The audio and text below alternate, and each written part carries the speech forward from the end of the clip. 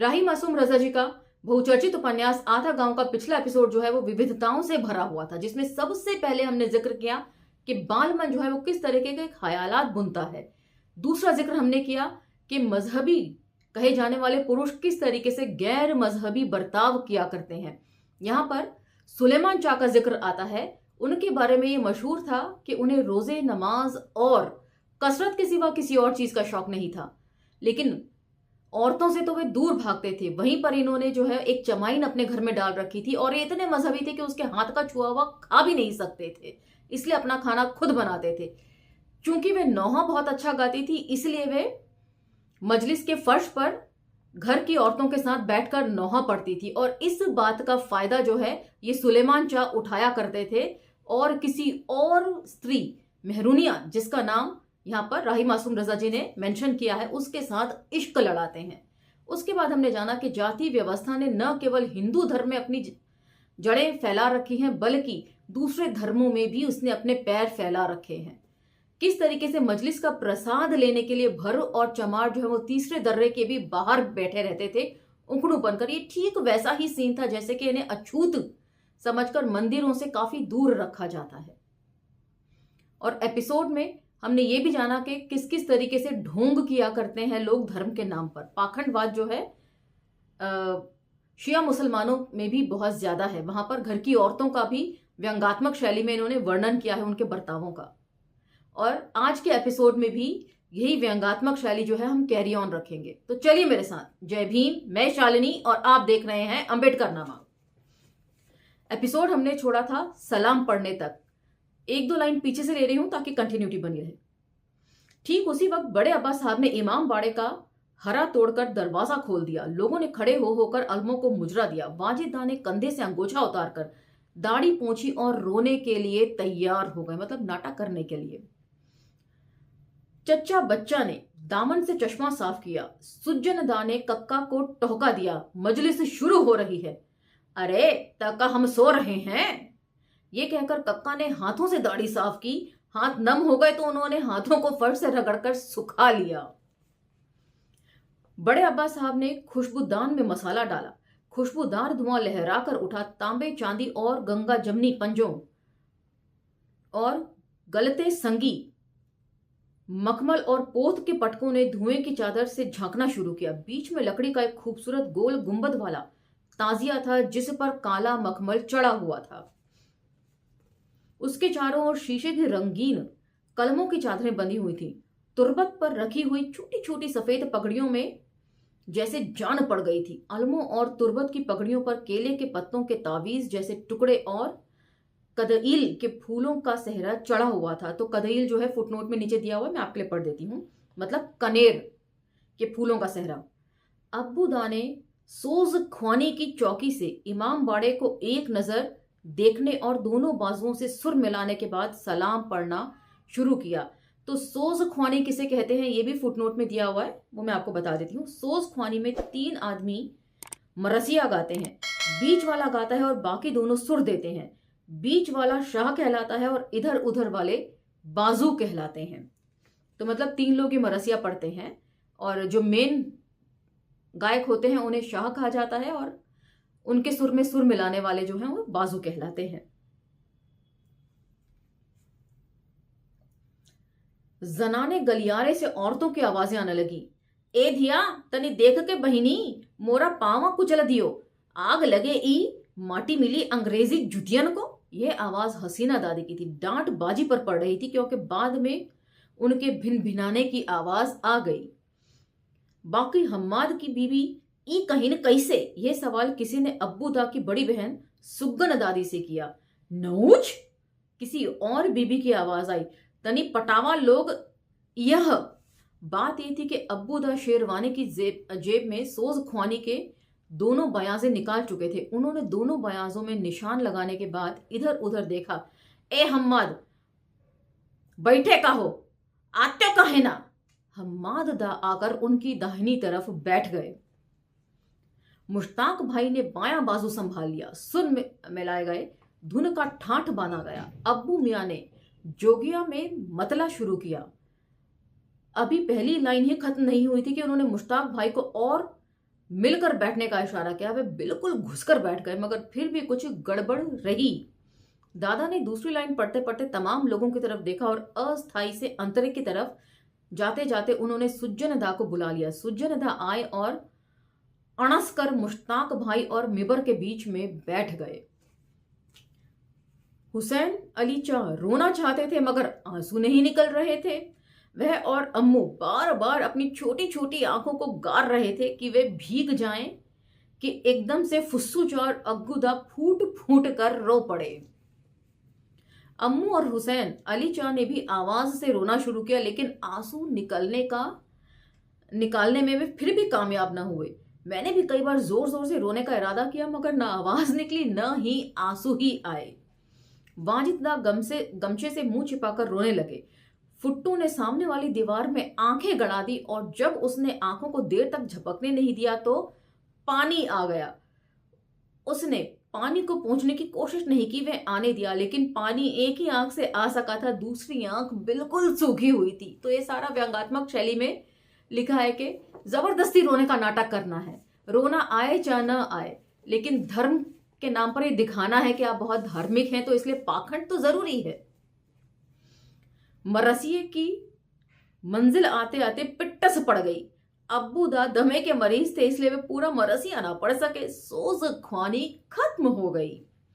बड़े अब्बा साहब मिबर पर गए। दुरूद पढ़ा गया। बच्चों की आवाज सबसे ऊंची थी। बड़े अब्बा साहब ने पहले एक सलाम सुनाया। शायर का नाम उन्होंने नहीं बताया। गंगौली के लोग उनसे किसी का कलाम सुनने के आदी हो चुके थे, मगर उनके मरने के बाद पता चला कि वे किसी वाले सलाम दरअसल बड़े अब्बा साहब के ही हुआ करते थे। 2-3 शेर सुनाते सुनाते ही उन्हें जोश आ गया। उन्होंने अपने दोनों हाथ सीने पर बांध लिए और झूम झूम कर पढ़ने लगे। यह बात मैं तब तक तय नहीं कर सका हूं कि उनके पढ़ने को तरन्नुम कहा जा सकता है या नहीं। उनकी आवाज बेहद खराब थी, शक्ल भी अच्छी नहीं थी, और जब उन्हें जोश आ जाता था तो उनका मुंह और फैल जाता था और बड़े बड़े पीले दांत बड़े अजीब मालूम होते थे। उनके दांत देखकर मुझे हमेशा कल्लू कक्का की दाढ़ी का ख्याल आ जाता था। दोनों को ही सफेद होना चाहिए था और दोनों ही की सफेदी में एक पीला पीला सा मैलापन था। लेकिन उनकी रूहानी जिंदगी में कोई सिलवट नहीं थी। ऐसा लगता था जैसे अल्लाह मियाँ ने उन्हें खूब इस्त्री कर करा के भेजा था और इतना ज्यादा कलफ दे दिया था कि काफी लंबी जिंदगी गुजारने के बाद भी कलफ नहीं टूटा था। यही वजह है कि जब वे मजलिस पढ़ते थे तो सुनने वालों पर उनकी बेदाग शख्सियत का असर पड़ता था और वे रो पड़ते थे। तो इस विवरण से तो पता चलता है कि मजलिस पढ़ने के लिए भी या सलाम पढ़ने के लिए भी बहुत प्रोफेशनल लोगों को बुलाया जाता था कि जिनका इम्पैक्ट जो है वो बाकी सब पर पड़ सके। वे प्रोफेशनल मजलिस पढ़ने वालों की तरह अपनी तकरीर में भाषा के गुल बूटे नहीं खिलाते थे। वे घंटों भाषण भी नहीं देते थे। वे तो केवल 3 मिनट से लेकर 10 मिनट तक ही मजलिस पढ़ा करते थे। अब वे शिया मुसलमानों को ये बताने के लिए नाहक घंटों क्यों बोलते कि अल्लाह एक है, मोहम्मद आखिरी पैगंबर और अली पहले खलीफा हैं, क्योंकि उन लोगों को तो ये बात यूं भी मालूम है और औरतें तो कोई तकरीर करने का सवाल ही नहीं उठता। वह तो यूं भी जब किसी बात को मान लेती हैं तो मानती ही चली जाती हैं। तो इसीलिए अब आप समझ सकते हैं कि क्यों औरतें जो हैं वो परंपराओं को सबसे सख्त तरीके से ढोती हैं। एक बार इलाहाबाद के हकीम मुर्तजा साहब ने अल्लाह के एक होने पर अपनी मशहूर मजलिस पढ़ी। ये मजलिस कोई 4 या 4.5 घंटों की हुआ करती थी। मर्दाने फर्श पर बैठे हुए शिया मर्दों की जबान तकरीर की तारीफ करते करते सूखी जा रही थी और अंदर जनाने फर्श पर दद्दा छुटकी दद्दा से कह रही थी, ई मुआ मौलवी सठिया गवाह है का लियो का हमें ई ना मालूम कि अल्लाह एक है, ईता हमारे मच्छरों को मालूम है। ये इशारा मेरी तरफ था, मतलब बच्चे बच्चे को भी ये बात मालूम है।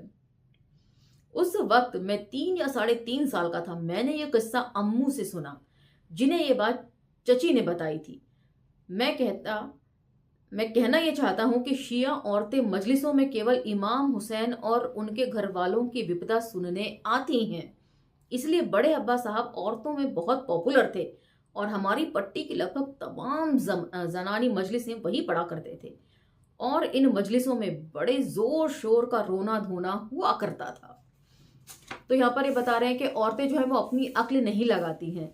जहां भी इमाम हुसैन का जिक्र आता है बस उन्हें ये पता होता है कि जैसे इमाम हुसैन बोला गया आपको रोना शुरू कर देना है। ये पूरा व्यंग्यात्मक शैली में आप सुनिए। दूसरे शिया औरतों के बारे में तो मैं नहीं जानता, लेकिन अपने खानदान की औरतों के बारे में जरूर जानता हूं कि उनके रोने पड़ने के लिए इमाम हुसैन की विपदा बयान करने की भी जरूरत नहीं होती, बस इमाम हुसैन का नाम ले लेना काफी हुआ करता था। एक बार तीसरी शाबान की महफिल, तो शाबान और महफिल दोनों ही फुटनोट में नीचे दिए हुए हैं, मैं एक एक करके पढ़ देती हूँ। शाबान एक अरबी महीने का नाम है और महफिल बोलते हैं पैदाइश की तारीख पर होने वाले जलसे को शियों में महफिल कहते हैं। के मौके पर तय किया गया कि बड़ी बाजी के लड़कों का मकतब भी हो जाए। फुटनोट 3 मकतब, मकतब इसे बिस्मिल्लाह भी कहते हैं, यानी जिस दिन बच्चे की पढ़ाई शुरू की जाती है।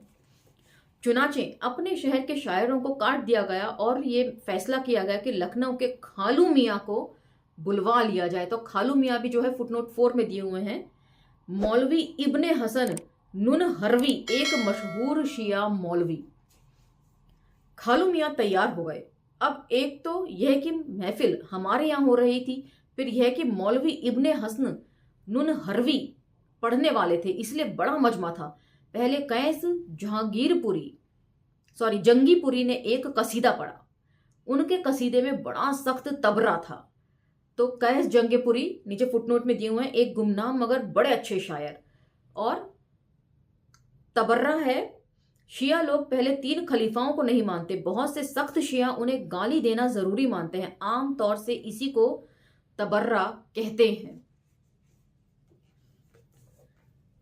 तो इसकी मुझे ज्यादा नॉलेज है नहीं, तो आप लोग मेरा मार्गदर्शन जरूर कीजिएगा कमेंट सेक्शन में।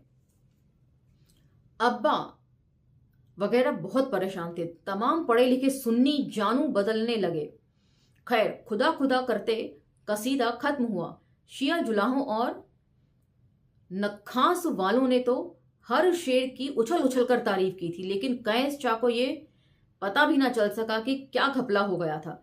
वह तो अल्लाह मालिक कहकर मिबर से उतर आए और दोनों हाथों से अपनी हल्की सी दाढ़ी सहलाते हुए खालू मियाँ के पास ही बैठ गए और चांदी के छल्लों में जड़े हुए अकीक, दुर्रे, नजफ और यशफ के नगीनों को देखने लगे, जो खुद उन्हीं की तरह मासूम और बेखबर थे।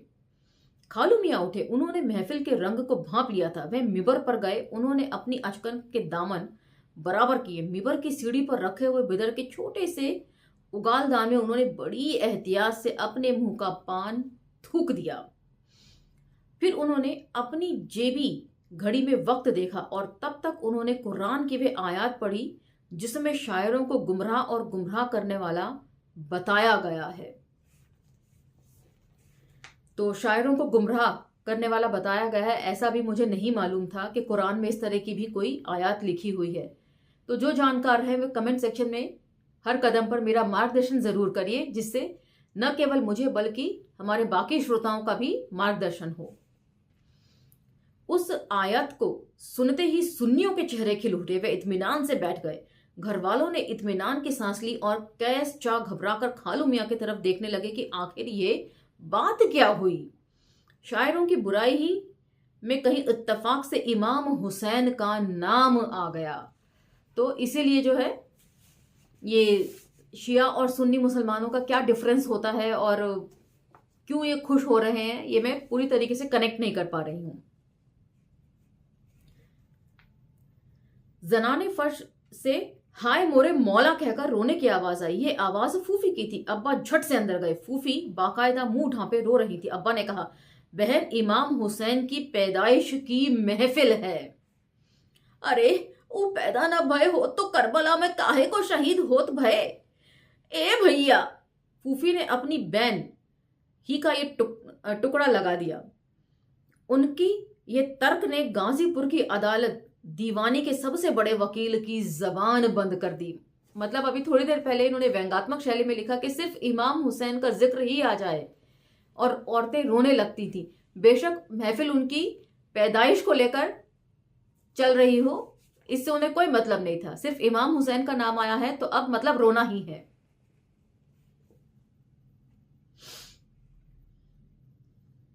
इसलिए अगर रोने के लिए सिर्फ हुसैन का नाम ही काफी है तो इससे क्या गरज की? मजलिस पढ़ने वाला क्या कह रहा है? जुलाही ने, चमाई ने और उनकी औलादें अगर शोर करती हैं तो करें। औरतें आपस में बात करती हैं, करती ही रहेंगी, मगर कान मजलिस पढ़ने वाले की आवाज पर लगे रहेंगे। बस इधर इमाम हुसैन का नाम आया और उधर उन्होंने रोना शुरू कर दिया। उन्हें और ज्यादा रुलाना हो तो मजलिस पढ़ने वाला अपनी ऊंची आवाज कर लेता था। और चूंकि बड़े अब्बा साहब मजलिस पढ़ते पढ़ते खुद भी करबला पहुंच जाते थे, इसलिए अपने आप को वापस बुलाने के लिए उनकी आवाज यूं भी काफी ऊंची हो जाती थी। तो ये सारा जिक्र बिल्कुल वैसा ही है जैसे घरों में कीर्तन हुआ करते हैं या सत्यनारायण की कथा हुआ करती है और जागरण हुआ करते हैं। आप रिश्तेदारों को बुला लीजिए, कहीं एक ग्रुप बैठकर चुगली कर रहा होगा, कहीं फैशन की बातें कर रहे होंगे यंगस्टर्स, लड़के आपस में हंसी ठट्टा कर रहे होंगे।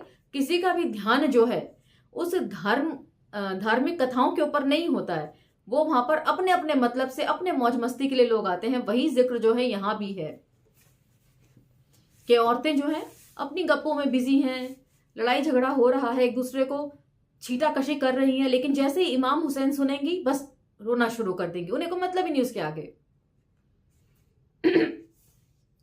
चांद रात की मजलिस बड़े अब्बा के सिवाय कोई और पढ़े तो शायद किसी के आंसू ही ना निकलें, क्योंकि उस रात दिमाग मुहर्रम के लिए तैयार नहीं होते।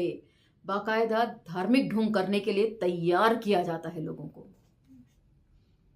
ये मजलिस अब भी होती है, मगर चूंकि अब बड़े अब्बा नहीं होते इसलिए सुना है कि अब ये मजलिस बहुत लुटी मारी होती है। मगर जिस मजलिस की बात मैं कर रहा हूं उसे बड़े अब्बा ही पढ़ रहे थे और रोने वालों में अग्गूदा भी शामिल हो गए थे। इसलिए ये पता चल रहा था कि बड़े अब्बा क्या पढ़ रहे हैं। बस ये दिखाई दे रहा था कि उन्होंने अपने दोनों कंधों को जोर से पकड़ रखा है और वे मिंबर पर इधर उधर झूल रहे हैं और कुछ कह रहे हैं। गंगौली में चांद रात की मजलिस में नौहा नहीं पड़ा जाता। 2-4 बार हुसैन हुसैन कहकर आहिस्ता आहिस्ता मातम करके सलाम पढ़ लिया जाता है। मगर जब मैंने देखा कि शम्मू चार लड़कों को 2 कतारों में खड़ा कर रहे हैं तो मैं भी लपककर एक कतार में जाकर खड़ा हो गया। बड़े बूढ़ों ने इस सफ बंदी को नहीं देखा। बड़े अब्बा साहब ने सलाम पढ़वाना शुरू ही किया था कि एक पतले दुबले से नौजवान ने नौहा पढ़ना शुरू कर दिया। उसने बड़ी मोहरी के पजामे पर डबल ब्रेस्टेड कोट पहन रखा था। बड़े अब्बा ने चौंक कर सलाम पढ़वाना बंद कर दिया। तमाम लोग नौहा पढ़ने वाले अंजुमन को घेर कर खड़े हो गए।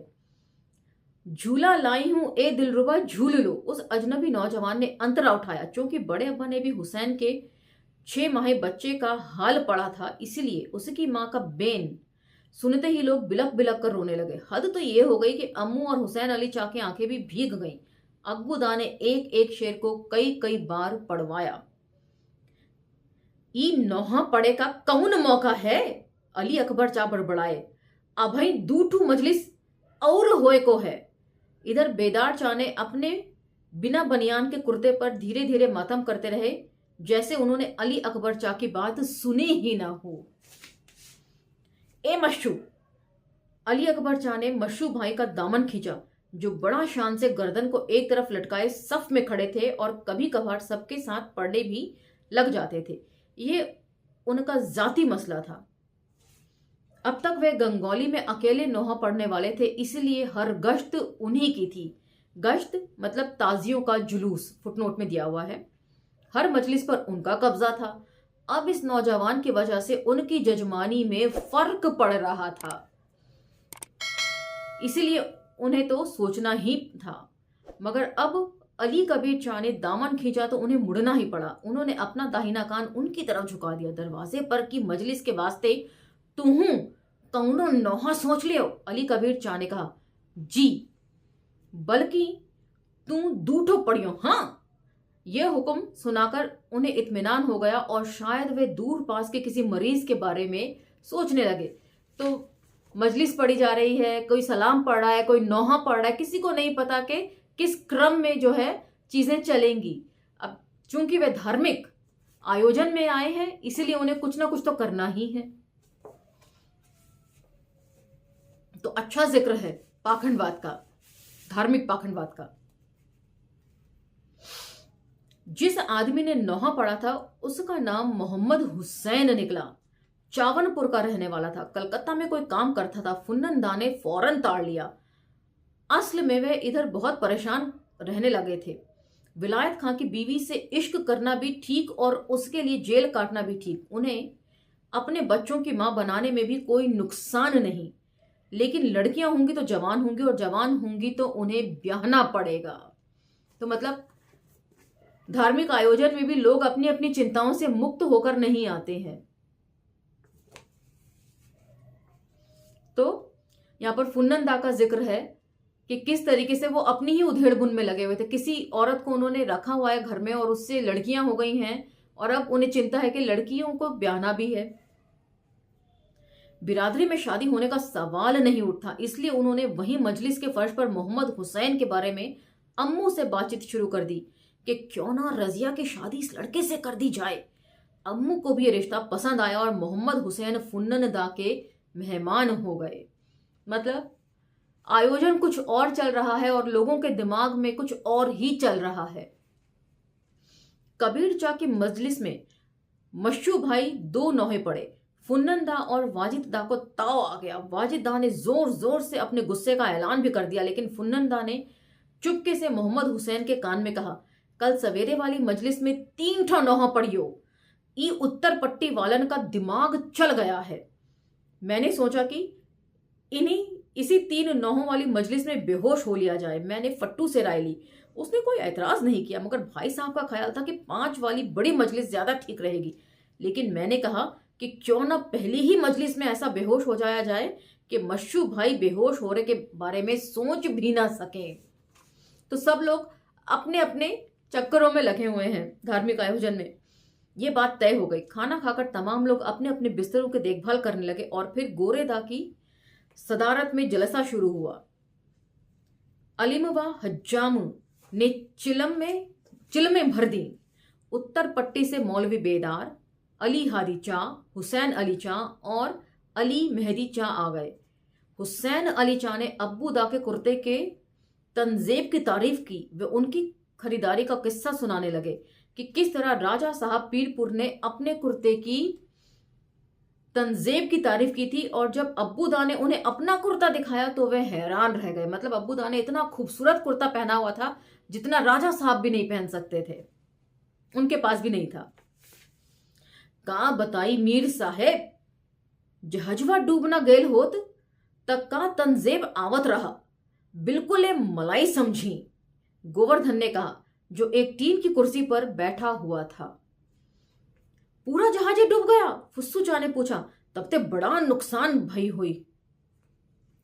और का साहेब, व्यापार यही का नाम बाय। तो मतलब हुसैन अली चा जो हैं और अब्बू दा जो हैं, उनका कुर्ता इतना नायाब है। और वहां पर गोवर्धन बता रहे हैं, जो पहले कपास के व्यापारी के तौर पर इनका जिक्र हुआ है, कि वो तो पूरा जहाज डूब गया, नहीं तो इतनी सुंदर आजकल इन्होंने पहनी थी कि क्या बताएं। मैं चुपचाप भाई साहब के साथ कल्लू कक्का की तरफ चल गया। कल्लू कक्का इमाम बाड़े के पूर्वी कमरे के पीछे वाली खलवत में रहा करते थे। पहले एक बड़ा सा कमरा था जिसके 3 दरवाजे तो खलवत के छोटे से आंगन में खुला करते थे और चौथा दरवाजा इमाम बाड़े के अगली कमरे में। यह कमरा लकड़ी के बड़े बड़े 2 संदूकों से भरा हुआ था। इन्हीं संदूकों में मुहर्रम के बाद मुहर्रम का सामान रखा जाता था। आंगन के दक्षिण में एक छोटी सी कोठरी थी। कक्का उसी कोठरी में रहा करते थे। हम लोग पहुंचे तो वे चाय बना रहे थे। उनका खटोला आंगन में बिछा हुआ था। मिट्टी के 2 प्यालों में चाय उडेल कर कक्का ने हमें दी। प्याले ऐसे थे कि सूखे हों तब भी गीले ही दिखाई देते थे। प्याले हमें थमा देने के बाद उन्होंने एल्युमिनियम के छोटे छोटे चौड़े मुंह वाले चम्मचों से हमारी चाय को चलाकर बालाई हल की। हमने चाय को सूंघा। बड़ी मजेदार महक के एक तेज भपके से हमारे नथुने भर गए। हमने एक चुस्की ली। बालाई के रेजे मुंह में आकर पिघलने लगे। एक ठो कहानी सुनाओ कक्का, मैंने कहा, कक्का ने अमीर हमजा का किस्सा सुनाना शुरू किया। मैंने जब बाद में बड़े हो जाने पर ये दास्तान पढ़ी तो उसमें ऐसी बहुत सी बातें नहीं मिली जिन्हें कक्का आंखों देखी बात की तरह बड़े यकीन से सुनाया करते थे। तो अगेन ये किस्सा बिल्कुल वैसा ही है। बहुत सारे लोगों ने, धार्मिक लोग ऐसी बातें हमें बताया करते हैं जिनका यदि आप बड़े होने पर किताबों में ढूंढें तो शायद वो किस्से ही मौजूद ना हो, लेकिन वो लोग इतने कॉन्फिडेंस के साथ सुनाया करते हैं जैसे उनके आंखों के सामने ही सारे किस्से घटे हों। उन्हीं में ऐसे किस्से हैं रामायण महाभारत के। रामायण महाभारत किसने पढ़ी नहीं होगी? 5 भाई हैं, ये सबको मालूम होगा महाभारत में, लेकिन यदि नाम पूछ लीजिए तो नहीं बता पाएंगे। या राम कितने भाई थे ये भी बहुतों को नहीं मालूम होगा, लेकिन रामायण महाभारत की कस्में जरूर खाएंगे। उसी तरीके से मनुस्मृति में क्या लिखा है ये लोगों को नहीं पता होगा, लेकिन मनुस्मृति की पैरवी करेंगे कि बहुत अच्छी किताब है। उन्हें यह नहीं मालूम होगा कि उनकी घर की महिलाओं के लिए भी बड़ी खराब बातें उसमें लिखी गई हैं। सिर्फ इतना ही नहीं, और यही अंधभक्ति जो है वो अंबेडकर वादियों की भी रहती है, जो अपने आप को अंबेडकर वादी कहते हैं। अंबेडकर को पढ़ा नहीं होगा, अंबेडकर को पढ़े बगैर, रतन जी बिल्कुल सही कहते हैं, कोई अंबेडकरवादी हो ही नहीं सकता। उनके कोट्स को मिस कोट करके व्हाट्सएप ग्रुप्स में फैलाया जाता है, इसलिए पढ़ लेना चाहिए। पहले मुझे भी व्हाट्सएप की इन सब बातों पे यकीन होने लगा था, और क्या सही है क्या गलत इस बात की तफ्तीश करने के लिए मैंने जो है पढ़ना शुरू किया जब अंबेडकर लिटरेचर को, तो देखा कि बहुत सारी बातें तो बाबा साहब ने कही ही नहीं है जो उनके नाम से लोग फॉरवर्ड कर दिया करते हैं व्हाट्सएप पे या सोशल मीडिया पे। तो इसलिए पढ़ाई लिखाई का कोई विकल्प है नहीं, एक बार फिर कहना चाहूंगी। लेकिन मुझे कक्का वाली दास्तान ज्यादा अच्छी लगती थी। मुमकिन है कि इसकी वजह यह हो कि वे दास्तान लखनऊ की धुली धुलाई उर्दू में नहीं सुनाया करते थे, बल्कि भोजपुरी उर्दू में सुनाया करते थे, और जो हमारे कानों को बहुत अच्छा लगता है ना, जो सुहाता है, हम बार बार उसी को सुनना चाहते हैं। इसलिए शायद यदि आप अपने नेताओं से सवाल करें तो लोग उसे जो है ना वो बेइज्जती मान लेते हैं, क्योंकि वो सवाल कानों को सुनने में अच्छे नहीं लगते। और यूं भी वे केवल कहानी नहीं सुनाया करते थे, एक एक के साथ एक्टिंग भी किया करते थे। लड़ाई के तमाम पैंतरे दिखलाते, नाच के भाव बताते, बस कभी कभी झोंक आ जाती तो नीचे की तरफ झुकते चले जाते, और जब हम हंसने लगते तो हंसी की आवाज से उनकी गर्दन एक झटके से ऊपर उठ जाती और दास्तान फिर शुरू हो जाती। तो नौ शेखा का वजीर कहिस की, ए बादशाह, आपने अमीर हमजा से वादा किया था कि आप अपनी बेटी मेहर निगार का ब्याह उन्हीं से कीजिएगा। मेरा तो ख्याल है कि वे हमारे सो जाने के बाद भी कहानी कहते ही चले जाते थे जब तक कि अफीम की पिनक उन्हें सुला ना दे। तो आज का एपिसोड हम यहीं विराम देंगे।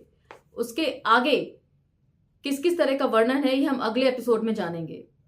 धार्मिक आयोजनों को लेकर किस तरह की नौटंकी या आडंबर हुआ करता है, और ये सभी धर्मों में एक बराबर रहता है। इन सब का बहुत अच्छा और ईमानदारी से किया गया जिक्र है इस उपन्यास में। तो कहानी को आगे अगले एपिसोड में बढ़ाएंगे। अब मुझे आज्ञा दीजिए, मिलते हैं अगले एपिसोड में। धन्यवाद। जय भीम।